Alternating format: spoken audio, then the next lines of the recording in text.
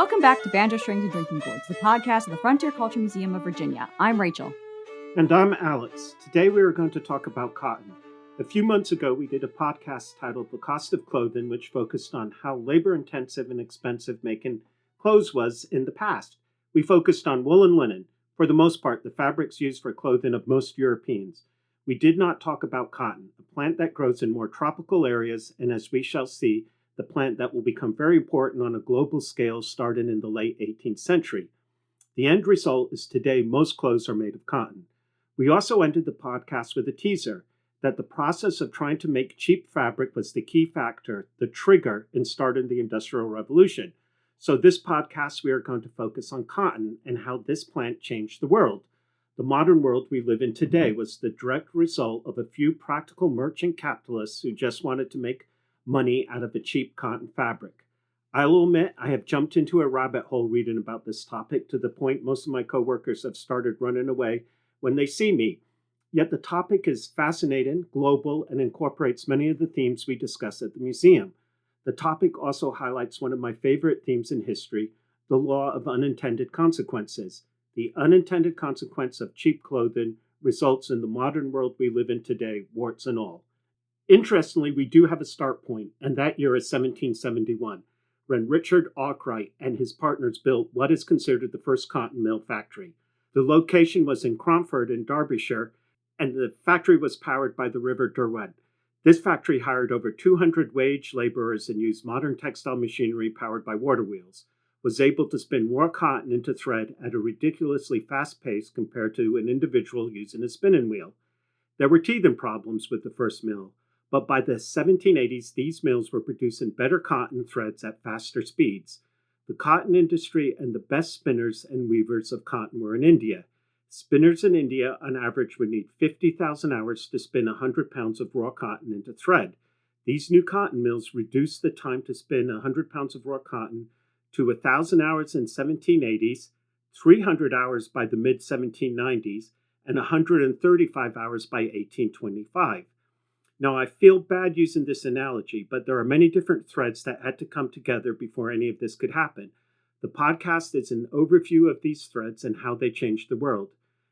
Many historians and economists would argue the modern world began in Cromford, but it took a few decades for people to benefit from these changes. Well, all right then, there is a lot to unpack here. The first place to start, really the first thread in your analogy, which I'm really not sure if I like, that's a little too punny, is looking at the cotton plant. Cotton is simply a fluffy white plant, really the seed hair that can be spun into thread.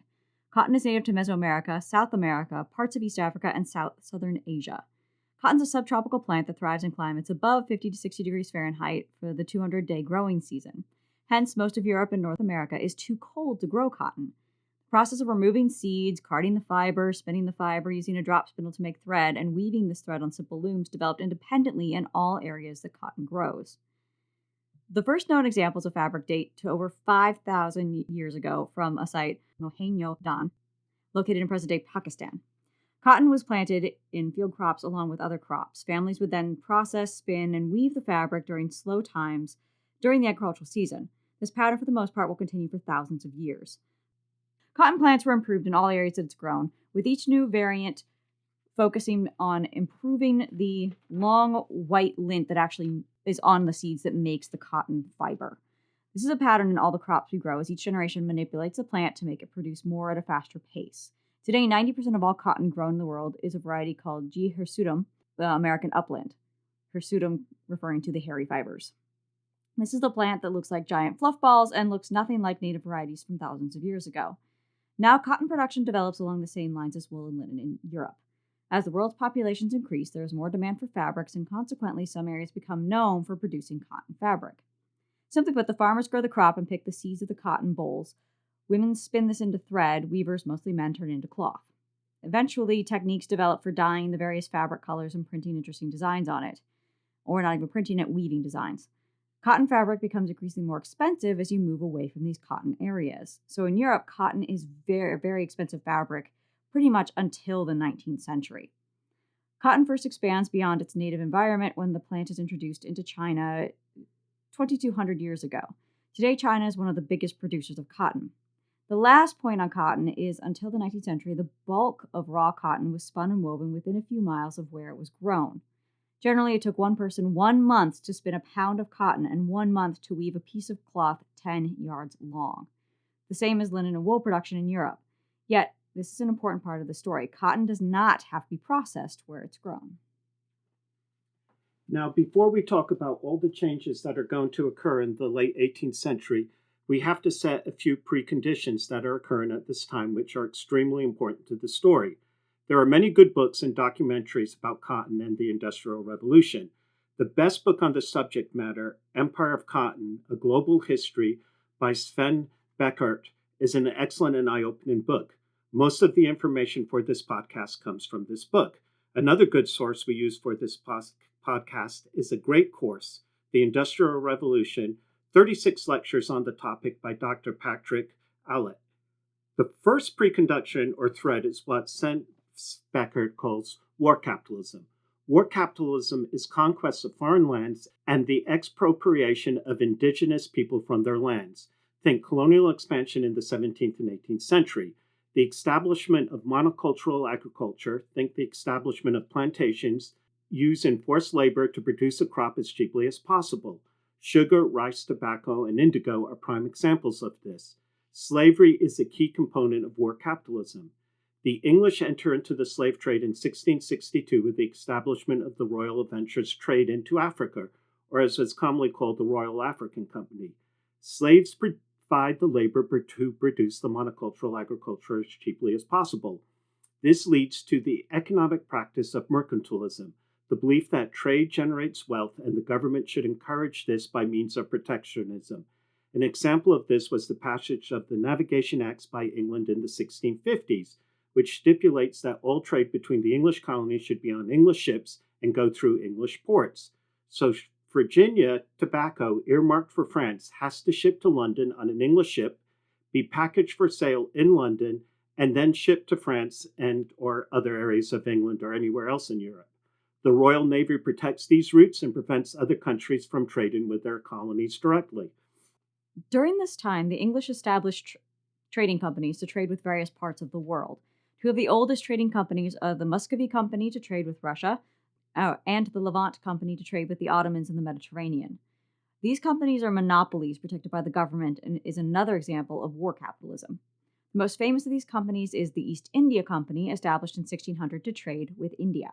This company was given tremendous power, including the power to establish an army to help with their trading endeavors. Now, the East India Trading Company was established to bring spices to England direct from their sources by bypassing all the middle groups. The company was amazed at first by the wealth and sophistication of goods produced in India, including cotton fabric, in particular the calico prints, or block-printed fabrics. The company began shipping cotton fabric back to England. This fabric was cheaper than the fabric produced in Britain because Indian textile workers on average were paid less than English textile workers. And if you've listened to the previous episode, you've heard Sam talk about how little the English textile workers were paid. This caused a response from English textile workers in the form of riots, and Parliament, in solidarity with the textile workers, banned the selling of Indian cotton fabrics in Britain and their colonies in 1700. This ban stayed in place.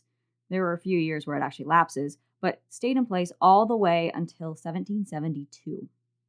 Now, in 1721, a silk mill was built in Derby. This mill hired over 300 workers to process raw silk into silk fabric. All the machines were powered by human power. It seems all the silk workers were just in one place, and the actual building and equipment used was not new and really not necessary for the finished product. Consequently, there was a debate about whether this was technically a factory or not. Yet what it does establish was the government was perfectly all right with bringing raw materials into Britain to be worked into the finished goods by British workers. Hence the formation of colonies to provide your raw materials and England to finish and produce the raw goods for actual sale. So, British merchants began buying raw cotton and hiring textile workers via the putting out system, using the same equipment used for wool and linen to make cotton fabric in Britain. India, you would assume, would be the natural place to buy raw cotton, as the majority of cotton was grown there in the 18th century. The East India Company, however, were reluctant to do this as they were afraid it would disrupt Indian society, and so they prevented raw cotton being sent to Britain. The answer to this problem, in a strange turn of events, was that a hurricane that devastated the sugar plantations in Barbados turned into the beginning of growing cotton on plantations in the Caribbean.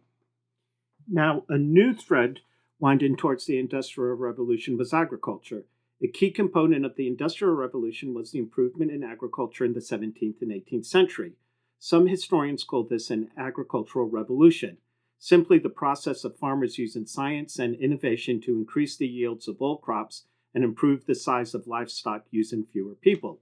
An example of this was Jethro Tull inventing a horse-drawn seed drill in 1701 and a horse-drawn hoe. The seed drill was a mechanical machine that planted the seed at the right depth with the right spacing. This was a vast improvement over broadcasting seed by hand and resulted in improved yields per acre. Farmers also began practicing a more scientific approach to selective breeding, resulting in the development, really, of modern types of livestock. The more scientific approach to farming alone, with a new emphasis on enclosure, resulted in diminishing opportunities for agricultural laborers in the countryside, just as the population was increasing in Britain. These, what some people will call the surplus people, will soon become cotton mill workers, and the plight of these workers over the 18th and early 19th century was heartbreaking and sad.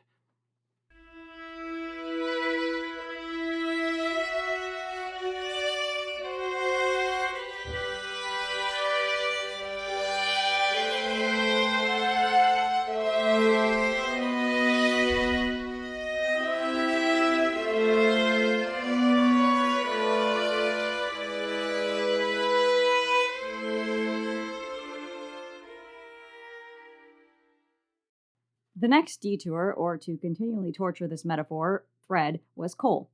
Britain was running out of wood by the 18th century. Britain is blessed or cursed, there are two ways of looking at this, in view of what we know now about coal today, but it has tremendous reserves of coal. Coal mining increases dramatically during this period, and as the mines get deeper and the tunnels increase in length, there are huge challenges to be overcome to get the coal out of the ground. The biggest challenge is draining the pits and tunnels of water caused by flooding.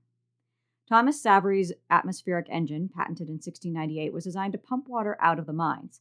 This is technically considered the first steam engine. It had problems, the biggest being that the engine had to be in the mine to work. Improvements to this machine was made by an ironmonger called Thomas Newcomen, and by 1712 he had developed a steam engine working outside of the mine that could pump water out of mine shafts. The adaptation of this machine was used by early cotton mills to pump water out of a reservoir to a pond that flowed into a mill race, leading to an overshot water wheel in the mill to power all the textile machines. The next adaptation of these machines was to run the machinery without the use of water wheels. This happens because James Watt tinkered with the steam engine and improved it greatly. His improvements made the railroads possible and the running of all sorts of machinery in the early to mid-19th century. The next step in coal technology is transporting the coal to ships to be delivered all over Britain.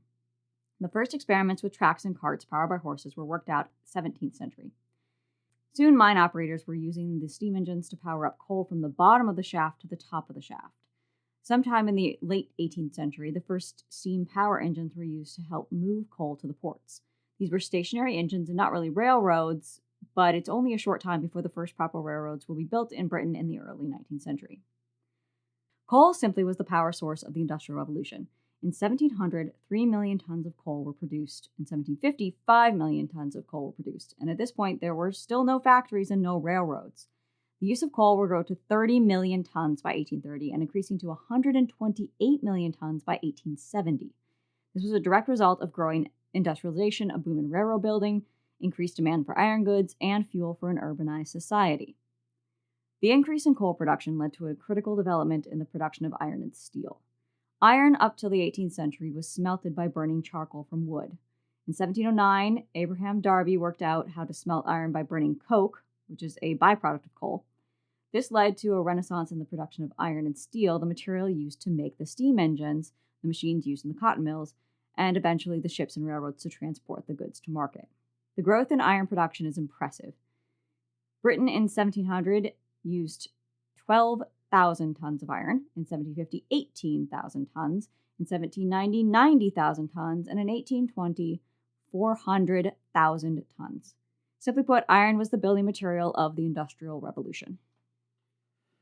Now, the very last thread we have to talk about until we can get back to cotton was the growth of cities, shipbuilding, banking, and a financial revolution beginning in the late 17th century. London throughout the 18th century was grown in leaps and bounds. The population will soon pass 750,000 people, making it the biggest city in the world.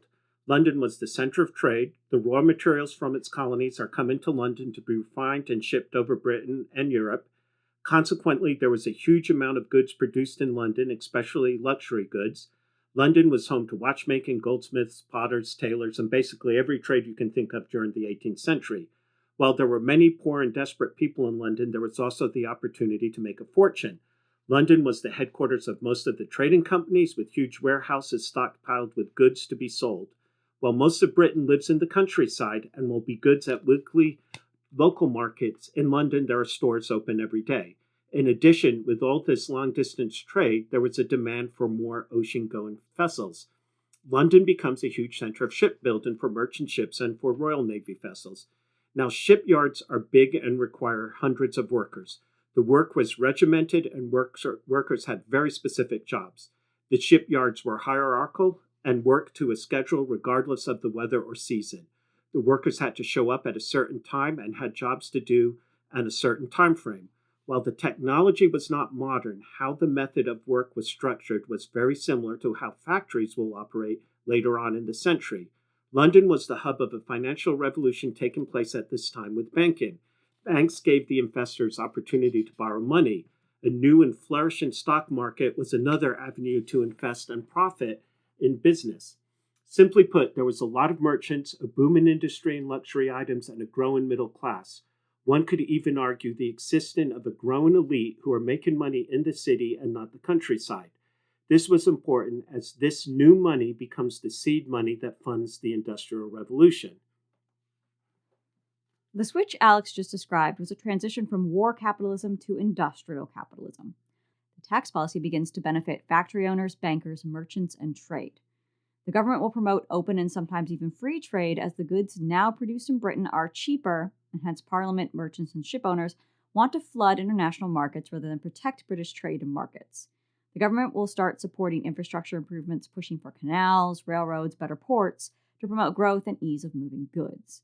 There will be a push for better education opportunities as a growing economy needs smarter workers, very much like today's push for more STEM-based education to deal with growing high-tech society. Lastly, industrial capitalism will make it easier to borrow money and promote the idea of laissez-faire economics and limited regulations over the new industry. The new industrialization of the country was making money, so the general thought was to let the factory owners get to it as it was making the country very rich. Now we get to cotton itself, finally. The 18th century was a time of much innovation in the textile machines.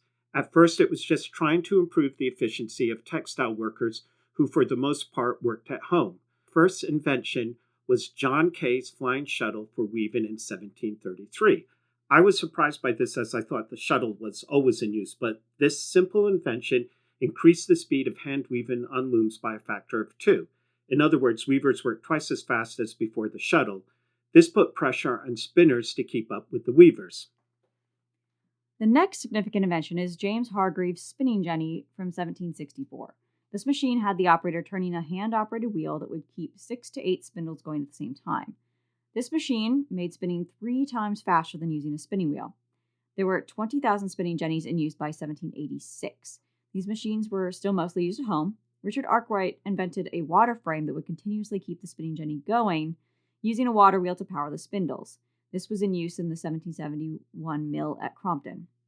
This mill mechanized cleaning, carding, drawing, and rovering, all the steps that preceded spinning. This mill was producing finer threads using fewer people at a much quicker pace. This began to change the domestic cloth industry in England by removing spinning from the home.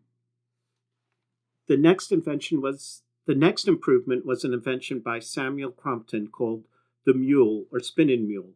This machine, powered by water wheel or steam power, was a huge parallel carriage with bobbins and spindles on either side. One mule can contain 1,000 spindles and only need 2 to 3 workers to watch and work the machine. This replaced the hundreds of workers who would be spinning using spinning wheels or spinning jennies and completely changed the textile industry in Britain. This technology drove hand spinners out of business. A series of riots sabotaging machines took place in 1779 as most rural workers felt the machines were destroying traditional ways of life. Sadly, These riots were right. The rural domestic-based textile industry was finished, and a new industrial-based economy based in towns and cities replaced it. The first mills using Samuel Crompton's mule were built in Manchester starting in 1781. The British archaeology show Time Team had an episode on this very mill. The mill was built by Richard Arkwright, who built many mills in his lifetime, always tinkering with the process to improve efficiency. Time Team suggests that this was the first mill designed to use steam power in its operation, but it didn't work, and had to switch back to an overshot water wheel in the middle of the factory. The steam engine was used to transfer water from a lower reservoir to an upper reservoir. The water will then travel down a mill race to run to the overshot water wheel. This mill needed lots of wage labor, and Arkwright was instrumental in the hiring of families to work them. He also used children as young as 7 years old to work in the mills. He was one of the first to provide housing for his mill workers. His mills ran all the time on 2 13-hour shifts. The profits from the mill were tremendous. The number of cotton mills increased dramatically. By 1797, there were 900 mills in Britain, a great many of them located in Manchester. The substantial increase in thread production started a growth in the hand-weaving trade globally. Some will call the period from 1770 to 1810 the golden age of hand-weaving. Often the weavers would work together in workshops, but the work was still being done on hand looms. It will last till about 1810, when power looms are invented and this industry moves into factories. Like with the cotton mills, the change takes place rapidly. There are 2,400 power looms by 1813 in Britain. The number will increase to 55,000 power looms by 1829 and 224,000 power looms by 1850. The next step to be mechanized was printing. Printing patterns onto cloth was done by hand using wooden blocks, pressing the fabric against a block with the color. Joseph Bell invented printing rollers at the turn of the 19th century, speeding up the process by 100%. All this innovation begins to drastically lower the cost of thread and fabric. Since cotton was the main material running through these factories, it started the process of cotton fabrics becoming the main material for clothing. The fabric that loses out is linen. The flax stalks are too long, and it takes a good 50 years for machines to be invented that can industrialize linen production. The good news for wool was some types of wool worked very well using the same technology as cotton. Short fleece wool worked well, and long fleece wool, like linen, clogged up the machines. This means long wool breeds like the Cotswold we show on our English farm become less popular on farms and were replaced by short fleece breeds like merino, which do not clog up the textile machines. Hence, our English yeoman farmer at the end of the 18th century would have switched over to the short fleece sheep, as there would be no market for long wool from this point onwards. There is a modern belief that anything produced by hand is superior to manufacturing goods. I would argue for the most part this is not true, especially when it comes to the thread and fabric produced in these new cotton factories.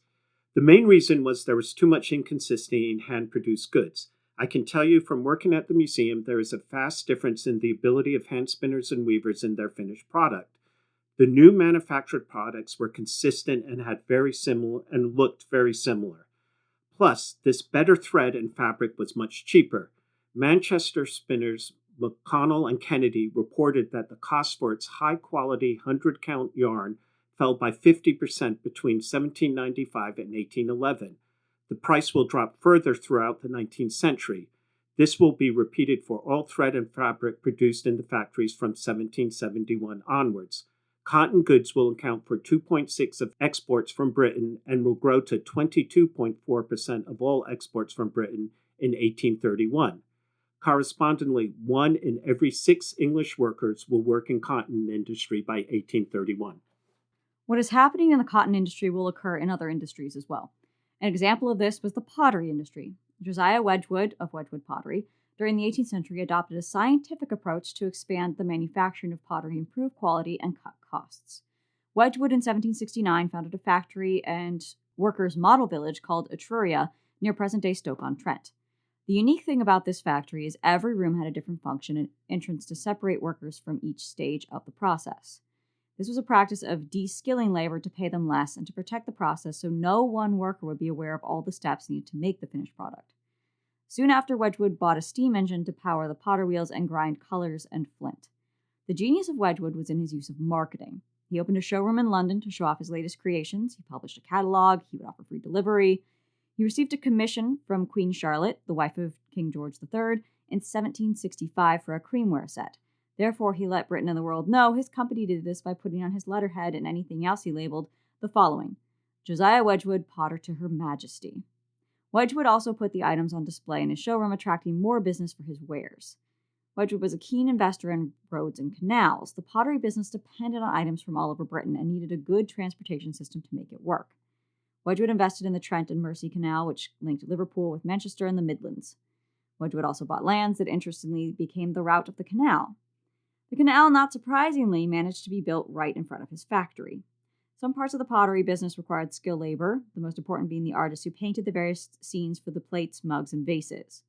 While Wedgwood tried to make this a part of the de-skilled and cheap labor force, he could not. The pottery business was so competitive, if Wedgwood was not careful, these skilled artists would just move on to another company.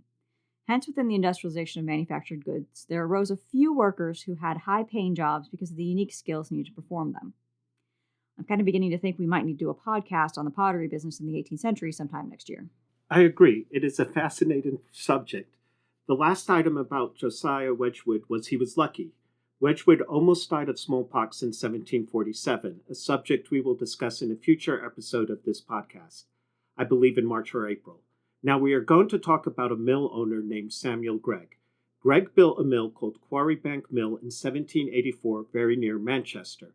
Quarry Bank is now a museum of the Industrial Revolution and still operates water-powered spinning mules. Sadly, we were not allowed to go on a field trip to the mill for this podcast, but I think neither one of us asked anyone if it was possible. However, the next time I am in the United Kingdom, I plan to go. Now, Gregg was a very interesting character. His family owned a sugar plantation called Hillsborough Estate in the Caribbean island of Dominica. The family were well versed in the workings of the triangle trade and would have known most of the enslaved people coming from West Africa were bought with printed cotton fabric produced in India.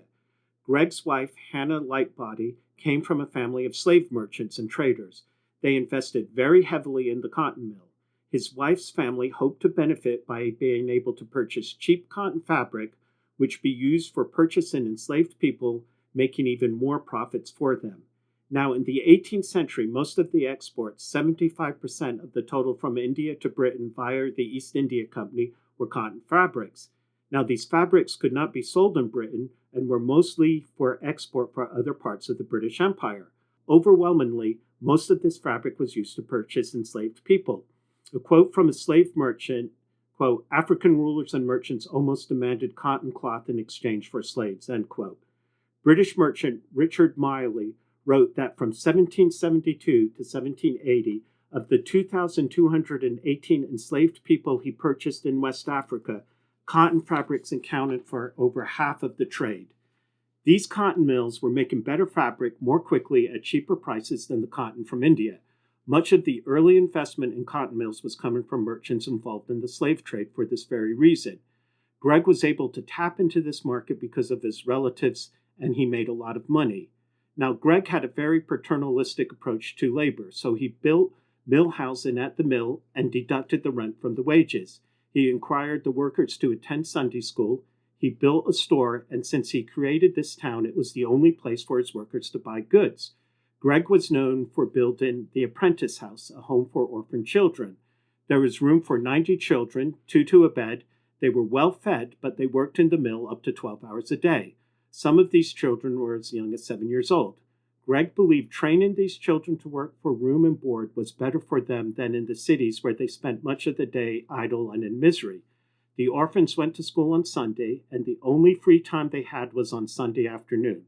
One of the reasons mill owners hired children for work was they were small enough to get in between the machines to fix broken thread and deliver items to the other workers quickly in the mill. Gregg in his Quarry Bank Mill shows how war capitalism and industrial capitalism come together. These mills depended on profits from markets from war capitalism to get established. Yet once these mills get running, they create a demand for goods, cheap cloth, cheap pottery that demands a new capital, not dependent on force but free markets.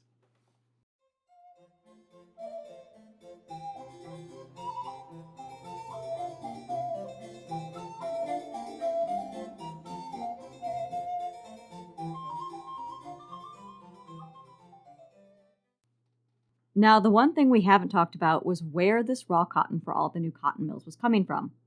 It's not coming from India or Britain. The first cotton mills are being supplied by cotton from the British colonies in the Caribbean, not the American colonies quite yet.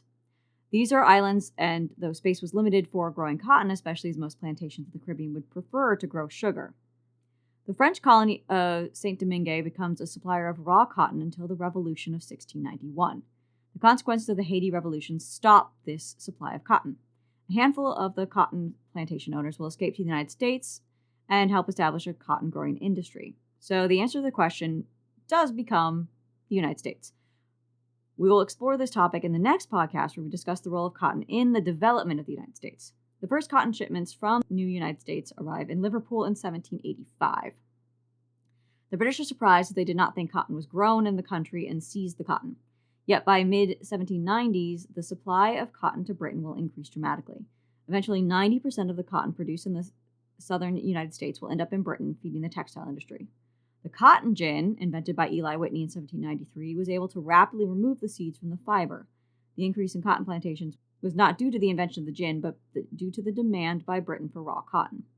The United States produced 1.5 million pounds of cotton. In 1800, with the invention of the gin, the amount of cotton produced grew to 36.5 million pounds, and by 1820 to 167.5 million pounds of cotton. The overwhelming majority of this cotton will end up in British cotton mills. This increase in cotton will have terrible repercussions for Native Americans and the enslaved population of the United States. Most of the cotton plantations will be on the lands of the Creeks, Chickasaw, Choctaws, and Cherokee. The policy of the United States was to acquire these lands and forcibly remove the native populations for the expansion of cotton plantations.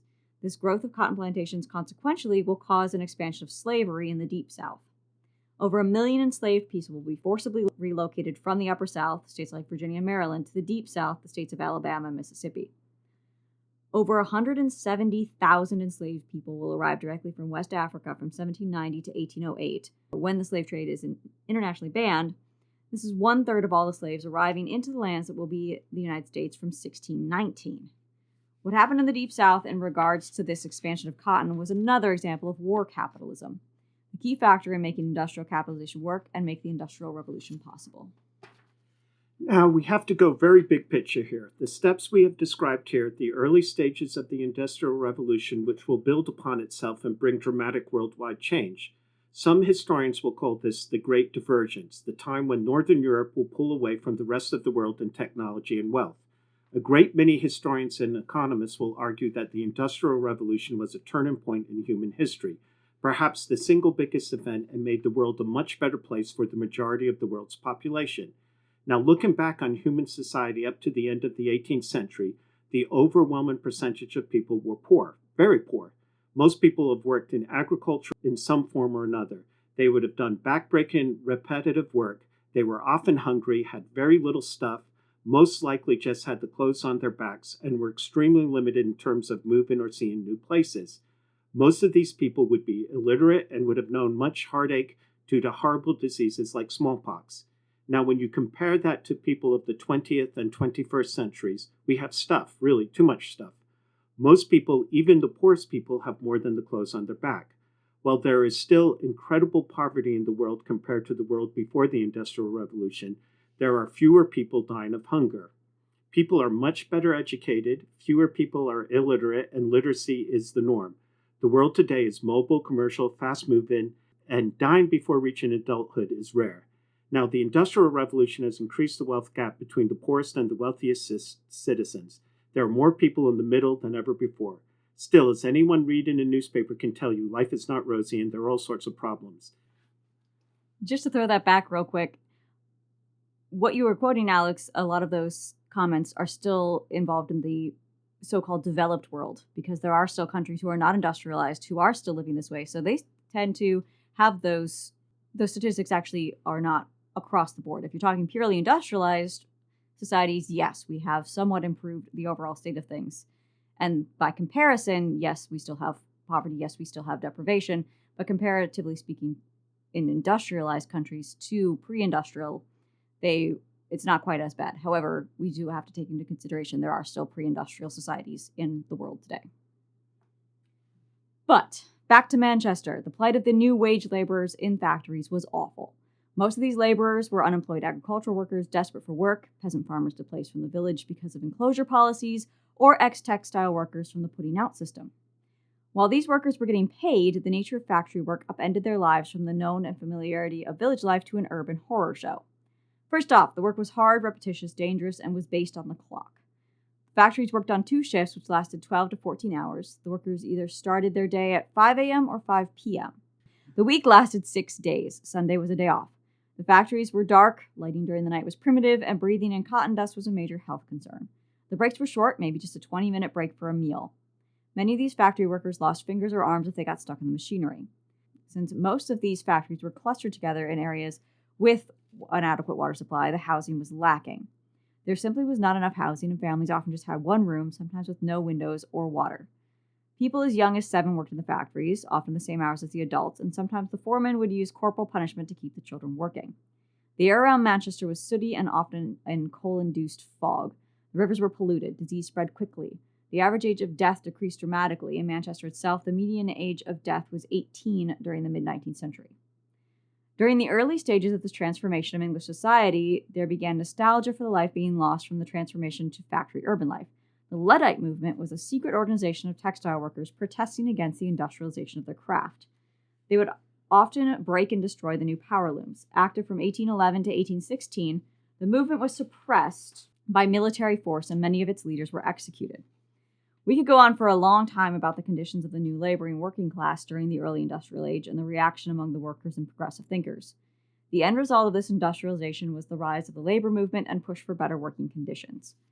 Much of the reforms that took place within the 19th and 20th century was this back and forth between the wage laborers and capitalists. When markets were expanding, laborers were able to gain concessions from management, but when there was a contraction in the markets, laborers had to give something up. This industrialization led to new political parties. The Labour Party in Britain grew out of this, as did communism, socialism, and also the pro-business parties like the Whigs. Now, Rachel, as a trained academic in the deep past, was the Industrial Revolution a key turning point in human history along the lines of the Agricultural Revolution? Really, was the Arkwright factory built in Manchester in 1781 the start of the modern world? Did cotton and cheap fabric make the modern world? I think we pretty much just answered that because, again, look at today. Industrialized nations are extremely urban focused. There's actually a dearth of agricultural labor that it's now being a couple hundred years out, having caused the same problems of we don't have enough laborers who want to work on the farms. We don't have enough people producing food for all the people who are living in urban settings. The urbanity of the modern world is, I think, a direct consequence of the Industrial Revolution. So now we are looking at the problem of becoming too industrialized and having that lack of interest or that lack of knowledgeable labor in the agricultural field. You can't live in a city and have to depend on someone else for food when there's no one else to actually grow your food. So yes, overall, I do think that because the cotton mills were the first general factories, I think we can directly point the finger at cotton. Now, I'm going to throw it back to you, Alex. Did we lose something in this modern world, and were the Luddites right or wrong? Now, this is an interesting question. I recently read a book that suggested humans have lost the sense of craft, a sense of creating or making something using the basic tools in your mind. Where the book lost me was suggesting haymaking using a scythe was a craft and a lost art. Any job one does for fun or as a challenge, like mowing a small plot of land with a scythe or hand spinning, is fun. However, if you lived in a world where this was your daily job and how successful you did the job determined if you would have food or not, a place to live or not, is a different question. Evidence in the 18th century seems to suggest people did not like this work. Spinning 60 hours a week on a spinning wheel was a mind-numbing job and had no educational fulfillment. Mowing an acre a day using a scythe was backbreaking work, again with little or no educational fulfillment. I would argue we have gained more than we have lost in the modern world. I would also argue we are still tinkering with how the world should be run, and the present day is still learning to cope with the problems created by the Industrial Revolution. For example, climate change caused by the fuel of the Industrial Revolution and also the overuse of finite resources. Yet understanding these issues is a byproduct of the science education brought about by the Industrial Revolution. Rachel and I would not have had the education we receive today if we were agricultural laborers and spinners in the early 18th century. I think we can safely answer yes, the process of making cheap cotton fabric did make the modern world. However, the answer overall is complicated, and we have just scratched the surface of a very compelling subject. The next podcast episode, we will look at cotton and the United States. Slavery was a critical part of the story, and we hope to show that the growth of factories and wage labor also showed the pointlessness of slavery. Thank you for listening to Banjo Strings and Drinking Gourds. We hope you enjoyed this episode. If you did, be sure to subscribe so you get our updates whenever we drop a new podcast. We tend to do 2 episodes a month on various historical topics, so be sure to subscribe wherever you find your podcasts. And if you're in the neighborhood, we are currently on our winter hours for the museum, which means that we do have guided tours. None of the interpreters are on the farms. But mid-March onward, we will be back on site and have a lot of exciting activities. So be sure to check out our website for any events. And we can also be found on Facebook, Instagram, and YouTube. Thank you for listening.